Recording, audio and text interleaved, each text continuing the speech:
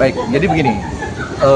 Pertanyaannya adalah Paula melakukan laporan ke KJ dan Komnas Perempuan. Kalau menurut hemat saya, ya sah-sah aja. Kalau mau melakukan pengaduan, jadi pengaduan kepada KJ dan Komnas Perempuan. Cuman sekarang kita lebih bagus tertarik dulu akar masalahnya di mana kan. Ini kan akar masalahnya kalau tidak salah, ya, karena saya bukan kuasa hukumnya dan saya tidak tahu secara detail ya terkait perkara permasalahan ini. Ini sebenarnya akar masalahnya kan permasalahan rumah tangga antara Mbak Im dan Paula. Ada ketidakcocokan. Selanjutnya mereka membuat permohonan perceraian di Pengadilan Agama Jakarta Selatan. Ya, ini sebenarnya perkara yang biasa saja. Perkara perceraian itu di Indonesia itu bisa paling banyak perkara di pengadilan. Jadi perkara perceraian itu bisa banyak, bahkan ribuan kali setiap harinya, ya, diacarakan di pengadilan. Ya, jadi perkaranya biasa saja. Dan perkara ini bisa jadi luar biasa dikarenakan ini para pihaknya, baik pemohon dan termohonnya adalah artis, ya, orang terkenal, orang yang punya nama, sehingga akhirnya jadi viral. Yang kedua, munculnya permasalahan adalah setelah adanya putusan, dan putusan itu adalah kabul. Nah, setelah putusan kabul, ternyata ada oknum dari Humas Pengadilan Agama yang memberikan informasi terkait dari putusan tersebut. Nah, informasi ini adalah intinya yang pertama adalah putusan sudah kabul, ya, dan putusan tersebut, ya kan, berarti permohonannya dikabulkan. Nah, yang kedua, diduga pertimbangan hakim dalam memutus perceraian ini kan ada pertimbangannya. Nah, pertimbangan inilah kemungkinan diduga dibicarakan juga oleh oknum tersebut. Seharusnya kan tidak boleh ya, tidak boleh dibicarakan. Kenapa? Pertimbangan hakim dalam memutus perkara perceraian ini kan perkara perceraian itu adalah perkara yang sidangnya pun tertutup. Karena di dalam ini perkaranya pasti semuanya adalah aib. Makanya sidang tertutup. Nah, karena tertutup, seharusnya pertimbangan ini tidak dibicarakan di media massa. Karena ini bukan konsumsi publik. Tidak boleh disebutkan di situ oleh oknum tersebut pertimbangannya. Nah, kemungkinan diduga dibacakan beberapa pertimbangannya. Kenapa perceraian itu dikabulkan? Nah, muncullah pertimbangan tersebut, ya kan, yang kalau tidak salah dibilanglah istri durhaka, ya kan. Ini kan nggak boleh. Kok dia tidak punya kompetensi untuk bicara tersebut? Masa dibicara perceraian diakibatkan karena istrinya durhaka?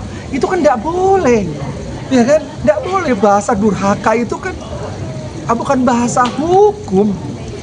Seharusnya tidak layak, tidak etis dibicarakan karena ini sidang tertutup. Nah, kemungkinan oknum ini terpancing oleh media sehingga membicarakan pertimbangan hakim tersebut.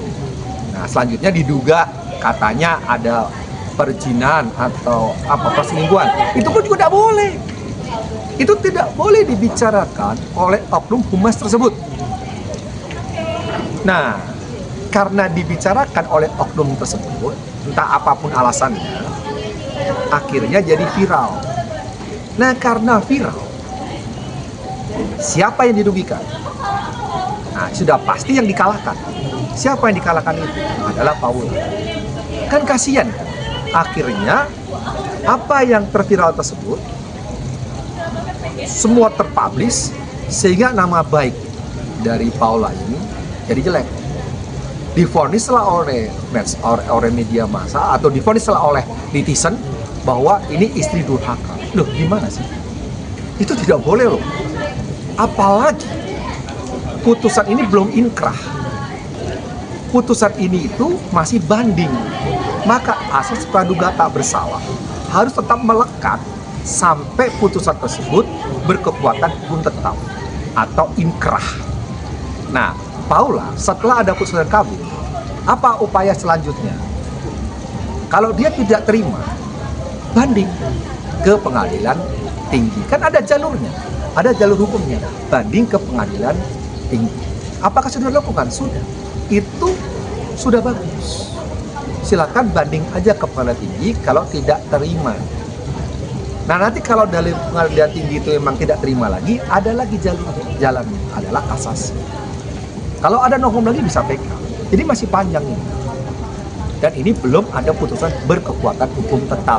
Jadi kalau belum ada putusan berkekuatan tetap, hubungan mereka tetap masih suami istri yang sah sampai ada putusan berkekuatan hukum tetap.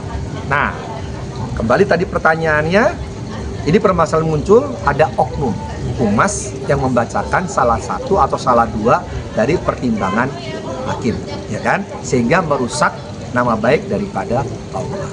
Nah, kalau emang Paula itu merasa dirugikan, ada upayanya. Apa upayanya itu? Nah, buat pengaduan. Pengaduannya kemana? Ya, maka pengaduan kalau menurut saya yang paling bagus adalah ke Bawas Mahkamah Agung. Kenapa ke Bawas Mahkamah Agung? Agar segera dilakukan pemeriksaan, selanjutnya disimpulkan, diputuskan, dan selanjutnya bisa diberikan sanksi kepada oknum tersebut apabila bersalah. Kalau menurut hemat saya, apakah ada dugaan pelanggaran kode etik? Ada. Karena ini sidang perceraian, tidak boleh namanya pertimbangan hakim dibuka atau diumbar, itu nggak boleh. Ini hanya untuk konsumsi para pihak, penggugat dan tergugat melalui kuasa hukum. Lainnya nggak boleh. Jadi apakah ada dugaan? Ada. Nah, nanti Bawas yang melakukan tindakan. Kalau itu ditemukan ada kesalahan, maka akan ditindak. Tapi yang lebih penting lagi, menurut hemat saya, kepada Mahkamah Agung, segera melakukan klarifikasi. Kenapa? Kasihan ini Paula.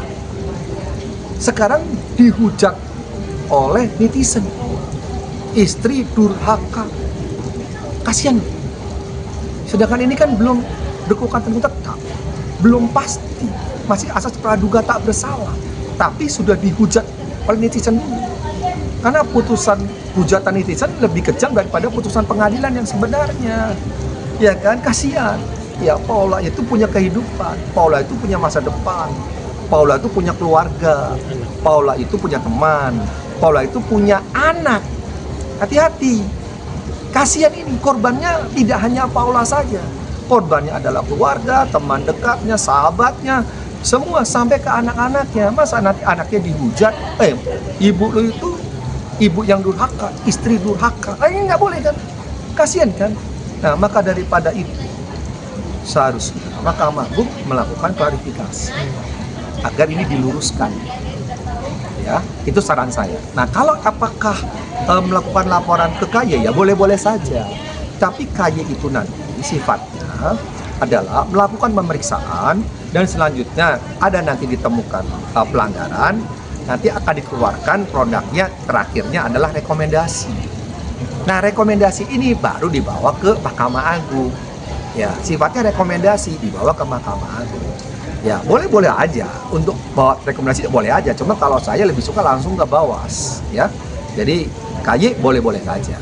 Tapi sifatnya adalah rekomendasi, bukan tindakan tegas, ya. Nah, terus yang kedua, Komnas Perempuan, boleh-boleh saja, silakan aja minta perlindungan kepada Komnas Perempuan terkait pelindungan hukum karena ada zolim ini kan ya, sebagai perempuan ya kan, terus zolim sehingga nama baiknya tercemar dan lain-lain. Nah, minta perlindungan hukum sah-sah aja, tapi sifatnya nanti adalah rekomendasi. Nah, dari situ nanti ada rekomendasi. Dari rekomendasi ditemukan ada tidak pidananya, baru rekomendasi dibawa ke kepolisian untuk dibuat laporan di kepolisian. Ya, itu jadi sifatnya rekomendasi. Boleh-boleh saja, sah saja. Bang, apalagi ada pernyataan Paula terkena penyakit mama HIV tersebut. Ini yang membuat Paula geram, akhirnya melaporkan ke Komnas Perempuan. Dan ada yang juga bilang nanti Komnas Perempuan jangan intervensi persidangan nanti saat kalau sudah berjalan. Gimana menurut Anda? Gini. Ini bicara HIV. Aduh. Jadi begini ya.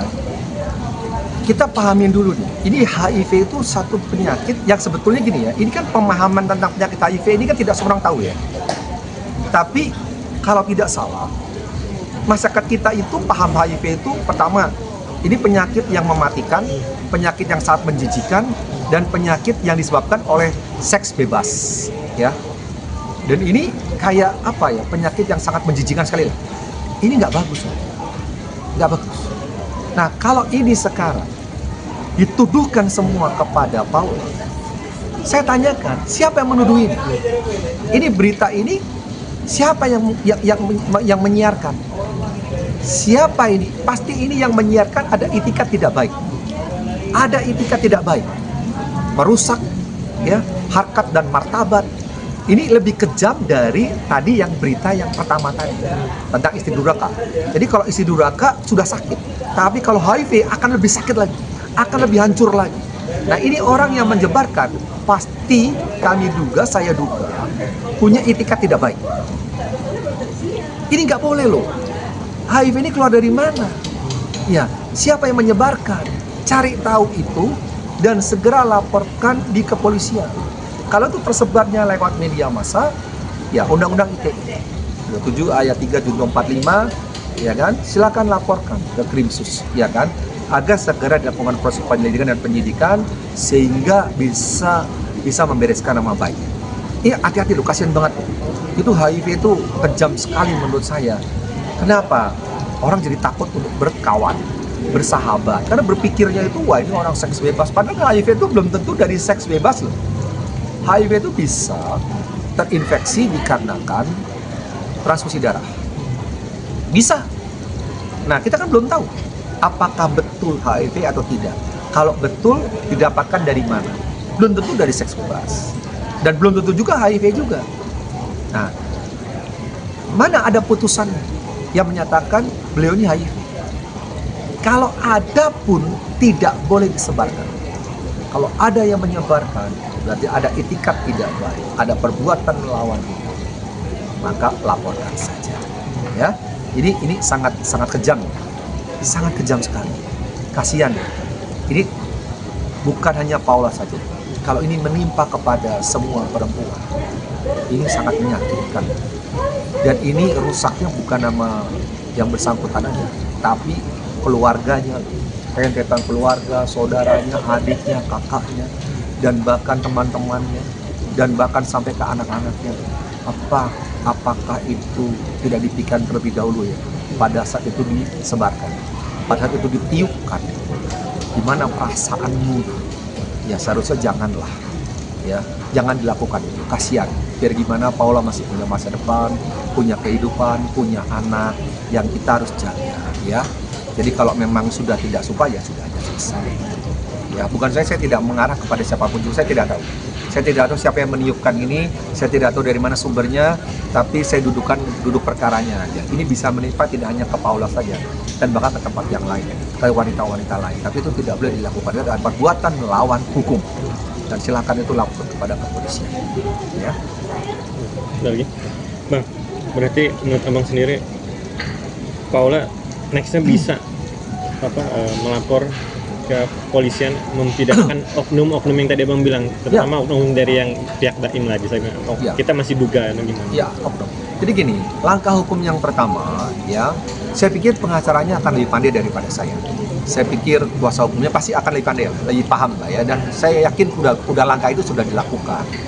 Yang pertama, ya laporan ke Bawas terkait ada pelanggaran kode etik yang dilakukan oleh oknum Humas Pengadilan Agama Jakarta Selatan, ya.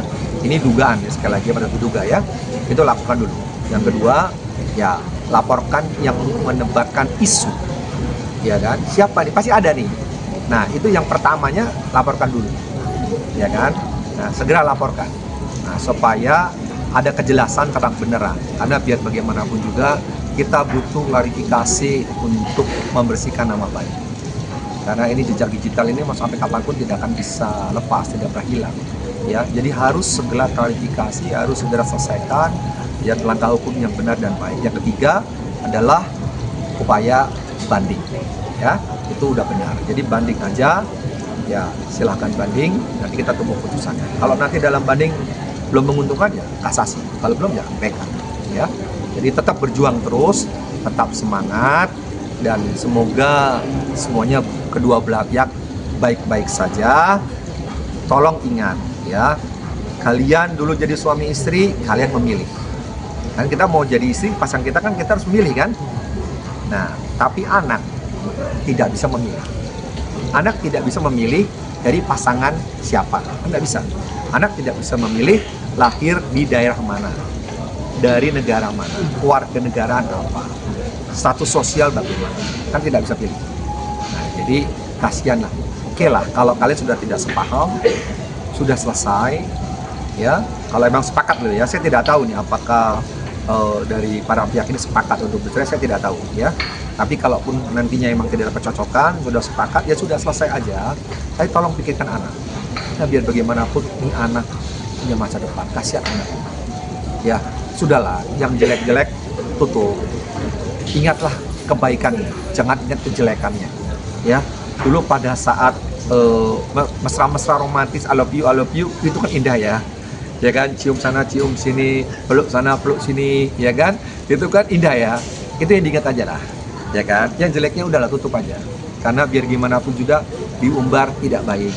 Karena itu akan merusak anak. Anak punya masa depan, anak tidak salah, anak tidak bisa pilih, dan anak, tolong anak kalian dilindungi demi masa depan.